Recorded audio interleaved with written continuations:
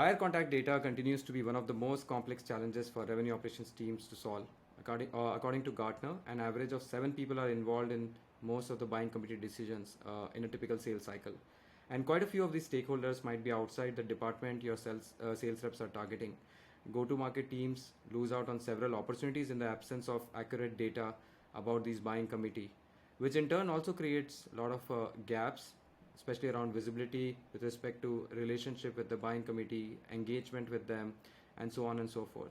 So let's try and understand how revenue leaders can deal with this challenge. Our guest today is Shantanu Shekhar, the Senior Director, Sales Strategy and Operations at Gong. Shantanu has scaled and optimized businesses across several geographies, including Europe, the Middle East, Africa, and Asia Pacific.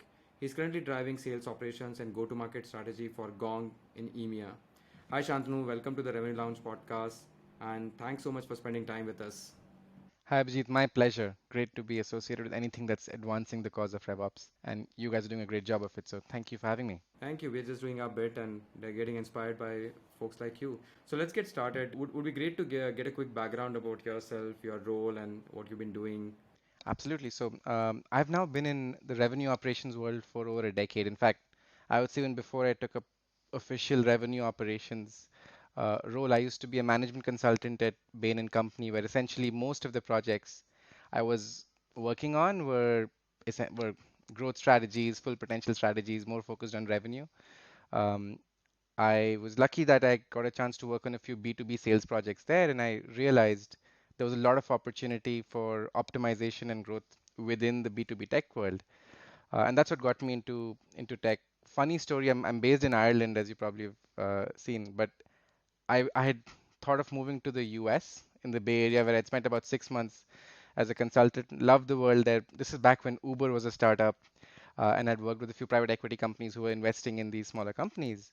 Um, Long story short, Europe seemed to be an easier landing spot, and that's what got me to LinkedIn, one of the biggest SaaS companies at that point as well, but still relatively startup-like. And I got a chance to work on sales strategy and operations, which was relatively the word or the role that RevOps was split into back then, right? We had pretty much sales ops in its own world, customer success ops didn't really exist. Marketing operations were separate teams.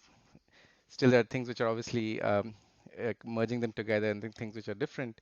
And systems was almost a different world, quite often not part of the same world as well. So, very interesting experience there. Spent about 5 years learning the ropes there, as you mentioned, focusing on Europe, Middle East, Africa. After that, I spent about a year in a smaller company called Nitro, which is also a SaaS player, a direct competitor to Adobe and DocuSign.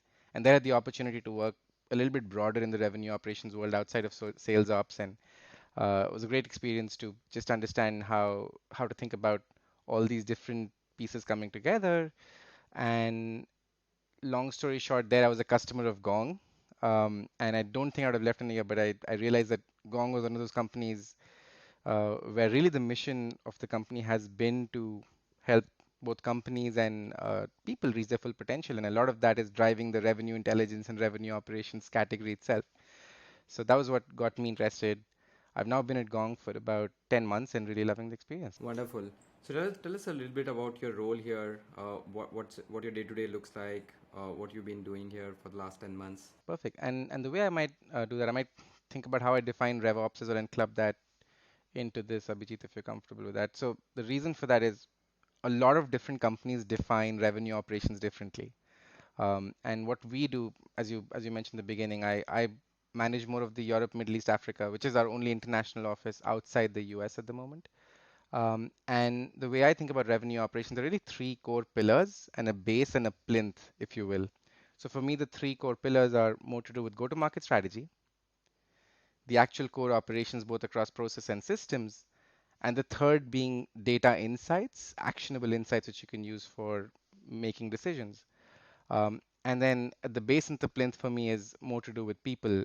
The foundation of everything that we do is the people and the team that we work with, especially within the revenue operations world. We talked about different operations teams. How do you combine all of that and get the most of it and ensure that you're driving value for the teams and people who are working in RevOps? But then at the plinth for me is also just working with all the stakeholders, because whatever problem you're solving, whatever challenges you're working on, finding the answers may be 20% of the job. 80% of it is actually working with all the stakeholders and getting them to move and driving change. So that to me is the piece. So in that world, the way I work, and it's probably different to say what is different from day one to day two, because quite often there are things which are same and things which are different.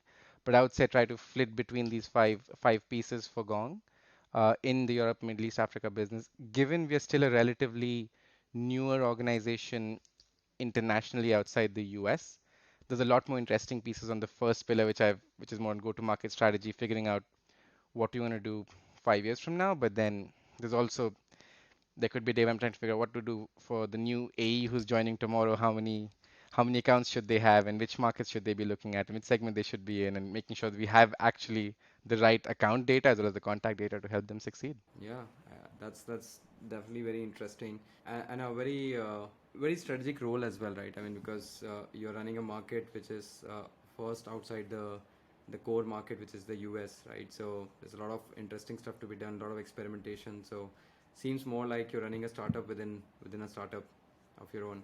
That's so fair. That's so fair. And the challenge, of course, and the beauty is a lot of us who've probably worked in different companies, we bring our own learnings. How do you ensure that you're taking the right learnings and benchmarks, but also thinking about what's unique in each company? So a lot of great learnings. I'm sure you're going through the same journey right now as well. We are indeed we are. So let's move on to our next question. So I've noticed that you've been in the RevOps space for quite some time, and as you also shared your story, and you would have definitely witnessed the shift that we are seeing in selling world, especially what happened in the last 2.5 years. We've constantly read reports about buyers being more reluctant to speak to sellers by doing their own independent research even before like coming on to like the first call with the salesperson, and that window of opportunity to contact buyers or get their attention is shrinking increasingly. So, what's your take on this transformation that we're seeing in B2B sales, and how do you think it has changed or becoming more challenging to sell compared to the last 5 years? By the way, very good point, Abhijeet, because I would say the change that we've seen in the last, I would even say the last 2, 3 years has been massive, right? It's just there was a change obviously in the last decade of my own, and I've seen that in the last 10 years I've been in this world more or less, but it's really accelerated in the last 3 years with COVID, and then now even more so with the unpredictable economy that we're in. So the way I think about this is maybe if I think about three core pieces, which is who we sell to, how we sell to them, and eventually how do they make a decision. Those are the three things which I've seen a lot of shifts and changes. And if I start on the first one, who we sell to, there was this very interesting article from Forrester, which talked about now we don't really sell to a decision maker, but we sell to a buyer's group. And they had a couple of very interesting stats about how the number of interactions which buyers do today before making a decision to buy, and I'm talking about interactions both with different vendors, looking at a few other things, has gone up from an average of 17 in the B2B space to about 27. And that's about a 58% increase from 2019 to 2021 in 2 years. And that's like changed a lot of how we think about multi-threading at a customer and how do you ensure that you're talking to the right number of contacts. Again, we've probably seen a lot of stats coming in, including from my own company, around how many customers, how many contacts you have at a customer to succeed and how that affects your win rate. So that's been a big shift to me. Um, and especially within that, it's not just the decision makers, it's influencers. You have to think about who's your champion at the customer. It literally becomes a project and you're managing that entire process. So that's a big shift. Second, how we sell to them, I think I would think of it in two parts as well within that, which is the omni-channel piece, which became massive in the B2C world, has now translated to B2B. So there's so many more buyers who are just comfortable with what you might call self-checkout or self-serve. And a lot of people look for that even for big transactions. I remember doing some work on this in a previous company where we were thinking about self-checkout and how do you think about credit card versus the standard order form process and changes there and how it affects your bad debt and so on. So all of that has shifted where people are more comfortable just maybe talking to a salesperson, but then buying on the website, right? They prefer doing that. And even right now, we have that, especially for existing customers, if they want to just add a couple of seats, most SaaS, of course, is based on subscriptions per seat. they just go in and do it online. They don't even talk to a salesperson. So that happens quite a lot, and that shift has been interesting. The second piece on that, how we sell, I would say is more about, and this is very, very, I'm sure, driven by COVID more than anything else and remote work. Just the number of face-to-face interactions versus remote interactions now to sell. There was a McKinsey study, I think, which talked about less than a third of all B2B sales, including enterprise, including SMB, mid-market, is now face to face. So less than a third, and probably declining even more. So that's been a big change. And I know a lot of companies used to think about inside sales being in the small to medium businesses, and enterprise sales literally being a high touch process. It still is a high touch in terms of interactions, going back to the first point, but it's now more shifted to high touch over VCs, emails, calls, and so on. So that's been an interesting shift.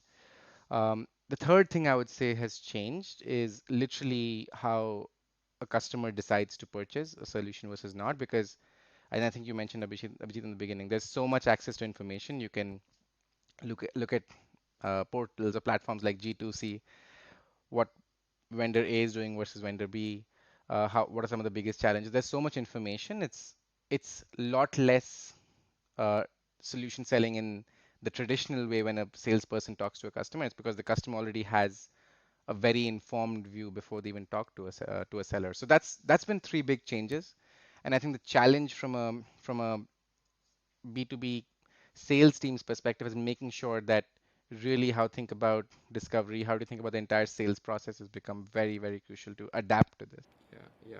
No, super relevant points. I think I agree with all of them, and been experiencing it as a seller myself, and know a lot of founders and other VP of sales and AEs who share the same perspective. Especially when I was at Dreamforce last month, I think that this was like number one topic that was getting discussed. So, just a side question there with respect to what revenue operations teams can do to support through this transformation, right? I mean, we are going through these massive changes, right? So how does RevOps play a role in this modern B2B digital selling that we are seeing? Yes.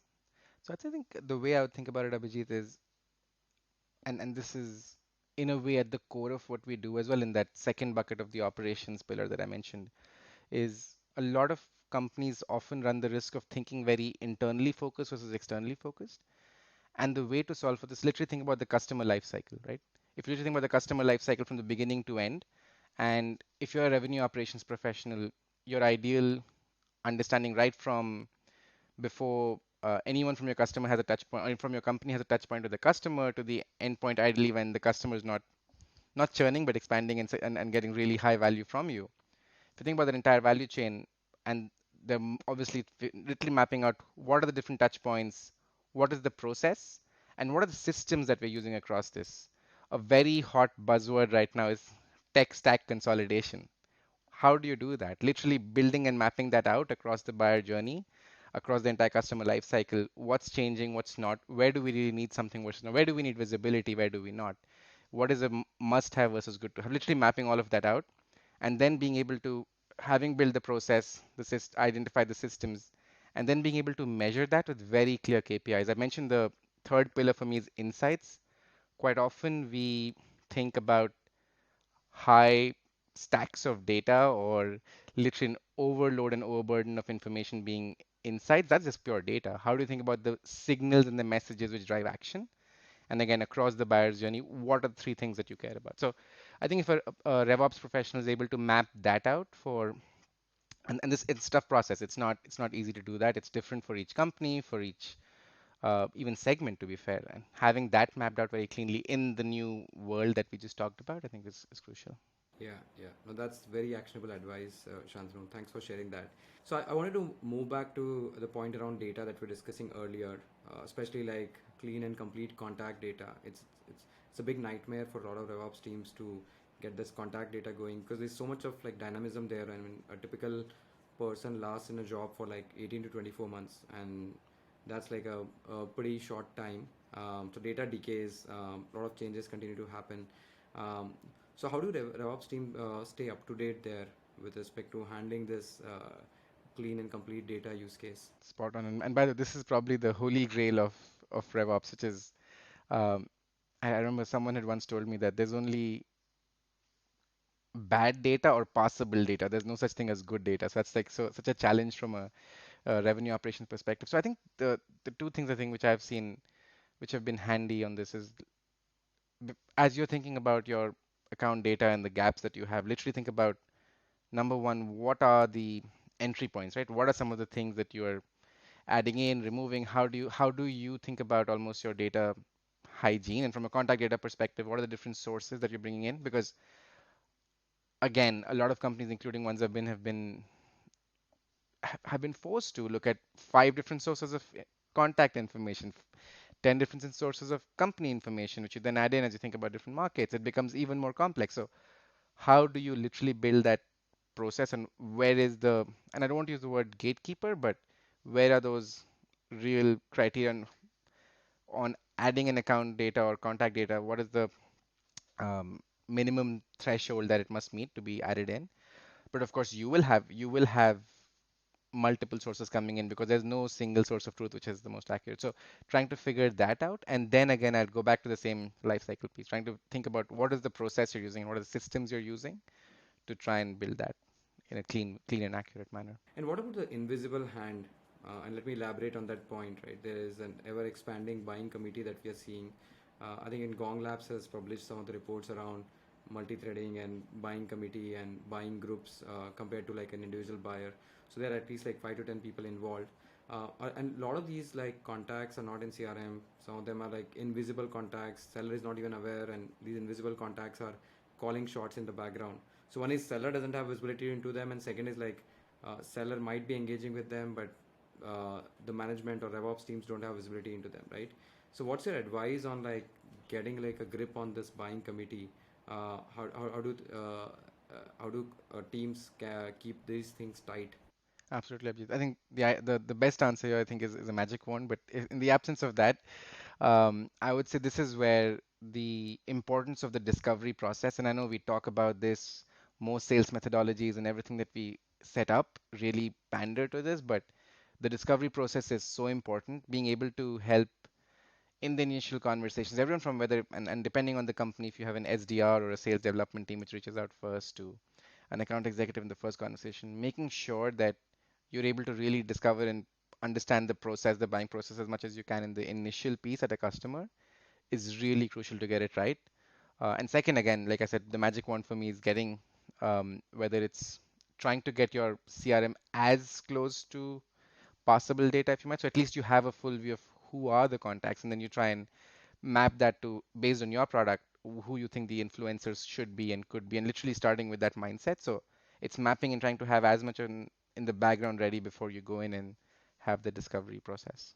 Yeah, yeah, and I think automation has a big role to play as well here, because there's like so much of data workload that exists across the buying cycle and the sales process. We can't continue to rely upon like a human intervention, whether it's like the RevOps team or it's the users here of the CRM. I think a lot of automation is possible now that was not possible like a few years back. It's probably a topic for another day, but yeah, very passionate about like how automation can help RevOps teams here. But moving on here, Absolutely, I think but yeah, big fan. I think again, automation. If I take a 2 second thing, I think completely agree with you because if I think about everything from making sure you're keeping on top of not just stale data, but knowing where a past customer might have gone from a user perspective. I know there are companies out there which are doing this really well.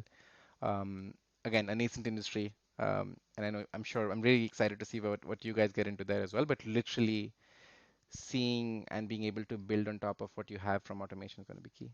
yeah, definitely.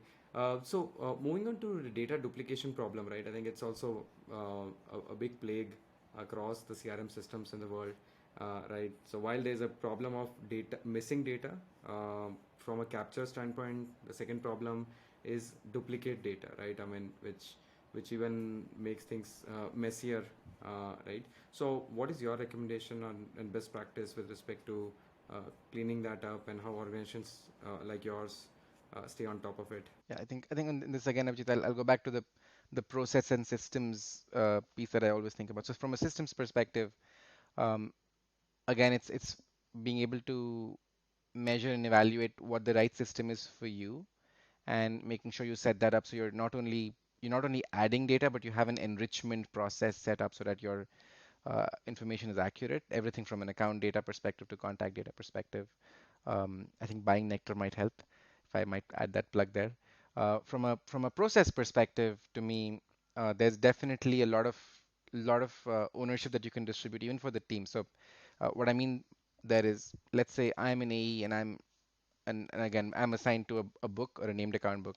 How do you ensure that the AE has a certain amount of responsibility to the quality of information associated to that account without making it a burden? Again, it, the to be successful in their role, we have to ensure minimal workload on AE, but the more they can manage and clean when they know someone has moved, that's going to be helpful. So just having some part of process there, and then if for big enterprise companies, they obviously have the benefit of having heads to throw at the problem, but for smaller companies, making a very clean system and process blueprint there. No, definitely that's a very actionable blueprint out there that you just laid off. Very interesting conversation today, Shantanu. Thanks for sharing all of these inputs with us.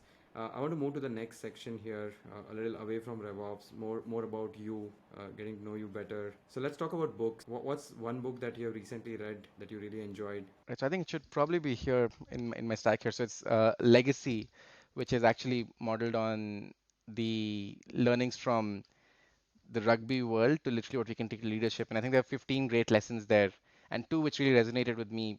Being in RevOps, number one was more the part around sweeping the sheds, which is nothing is small enough for you not to do. So I think just literally being able to do this, sweat the small stuff to make the big things really succeed. And second, to me, was really interesting was passing the ball. It's part of, in fact, what you're doing really well here, Abhijeet, with the podcast and getting people to talk about it, which is how do you ensure that if you've got something, leaders really create leaders. So how do you ensure you're passing the ball around? So those are two things I really love. But great book, a lot of good lessons which we can take into life and leadership as well. Yeah, definitely. I just added them to my reading list. Definitely gonna check them out. Let's talk about your favorite part of working in revenue operations. What is that? So to me, I think, and it goes back to the two pillars I talked about. So the beauty of RevOps for me is you could be answering a question which is at the highest strategic level, like you mentioned, a 30,000 feet view of the world, thinking about your your strategy for the company longer term. But you could also be doing something the very same day, which is a 3 feet deep, very tactical, what I call keep the lights on problem to be solved. So just that ability to work on both, I think keeps the job very interesting to me. And the value that we add through that is very exciting. So I love those two. I would say the interplay between those two types of projects within RevOps. And we are very passionate about this at Nectar because we largely feel that RevOps as a team, as a persona, as individuals, they need seat at the strategy table. And organizations who realize it sooner than later and give that seat at the strategy table grow much faster, predictably, compared to organizations who go through like patchy periods, right? Because there's so much value that can be delivered through these business insights that you talked about, tying data, system, process, and people. It's a very unique function with a very specific vantage point that can add incredible value and make that inflection point count when companies hit product market fit. Totally agree with you. Yeah. So let's talk about least favorite part about working in ops. So it's funny because it's probably going to be connected. I think and I would say more from least favorite. I really enjoy the role, which is I've been here. I think this is in this role for such a long time, and I don't see myself leaving. I think the biggest challenge which probably we have is prioritization. Just given the number of things that are probably there on the list, on the to-do list, how do you prioritize? I think is the number one key challenge. What's your formula of prioritization? How do you stay on top of your priority list? So I use a very simple. I'm a consultant by training, so I use a very simple two by two, which is I would literally think about everything being is the impact low, medium, high, and is the urgency low, medium, high, and then just being able and then if you look at that or the second bucket, I would also add within that urgency piece is even ability to execute, and then figuring that out. I literally try and think about what are the big rocks we need to shift, what are the quick wins we must do now, and we can get a lot from. So that's something I used to prioritize. But even I would say very simple thing is very focused work planning is key there. Yeah, I know. I think I have a grid of my own. We'll talk about it some other time. But yeah, that's very useful grid that you just shared. Um, so, who's your favorite RevOps leader that you look up to and why? So I would say when I was starting out in RevOps, Dhruv Nag, he leads revenue operations at Rubrik. He was my mentor at LinkedIn, and he was in the US business. I was in Dublin here, and I learned so much from him. He also loves he can have a lot of conversations about account and contact data quality as well with you. But he's like one of the best at I think both the pieces that I mentioned, the 30,000 feet view and the 3 feet. So yeah, I learned a lot from him, and I'm very grateful to him. Yeah, amazing. We should get him on our podcast as well. I'm going to reach out to him. So, last question. What's one piece of advice you'd like to leave for our audience? So I would say the one advice that I found very interesting, or I feel was very, very useful early on in my career in RevOps as well, is try and find the big rocks that you can move. Literally try and solve challenges. To be successful in RevOps, you have to run towards fire and not away from fire. And the more fires you can put out, the better you'll be. And literally try and find the biggest rocks you can solve for and make the challenge. Think think big and solve a problem. That's the key, I would say. Yeah, think big and solve the problem. Great way to end the podcast, Shantanu. Thank you. Thanks for your time today. It was lovely chatting with you. Very practical, actionable advice, and good luck to you in your role. And I'm sure we're going to like speak again soon. But until then, thank you. Thanks for your time. Have a good day. It was my pleasure, Abhijeet, and wish you all the best for Nectar. I'm very excited to see where you go from here. Thank you. Thanks a lot. Thank you for having me.